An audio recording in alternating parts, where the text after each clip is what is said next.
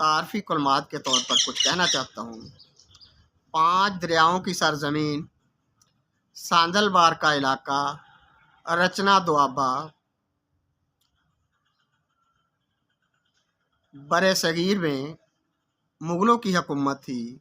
मौजूदा फैसलाबाद का ये इलाका बेआबाद था। अभी ये शहर ना फैसलाबाद ना ये पुराना जो इसका नाम था लैलपुर आबाद नहीं हुए थे। इस इलाके का एक गांव है दाना आबाद। यहाँ के एक गबरू नौजवान को इश्क हो गया साहबा नाम की एक नौउम्र मुटियार से। वफा के सफ़र में खीवा ज़िला जंग से साथ रहने का वादा निभाने के लिए दाना आबाद के मिर्ज़ा नाम के इस जीवन साथी के साथ चली आई। दोनों राह इश्क के पहले सफ़र पर ही दुनिया फ़ानी की राह अजल में